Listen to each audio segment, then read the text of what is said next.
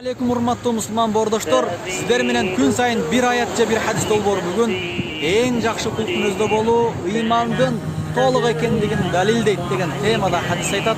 Угабыз. Абу Хурайра радияллаху анху риваятланган хадисте Аллахтын элчиси саллаллаху алейхи ва саллям айтты: "Акмалул муъминина иманан ахсанухум хулука." Иман келтирген мусулмандардын арасынан ыйманынын эң толук болгондору алар кулк мүнөзүнүн жакшылары. Ва хиярукум хиярукум линисаихим. Ошондуктан силердин араңардан эң жакшыңар аялдарына жакшы мамиледе болот. Раваху Тирмизи.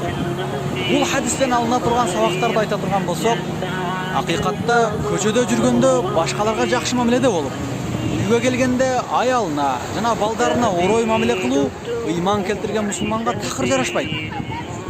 Ошондой эле үй бүлөнү сыйлоо менен адам өзүн эң жакшы инсан экендигин көргөзө алат. Жана ал өзүнүн кулк мүнөздүүлүгү үчүн Аллахтан сооп сыйлык алат. Келиңиздер, дүйнөдө эң мыкты, эң жакшы адам бололу. Ассаламу алейкум ва рахматуллахи ва баракатух.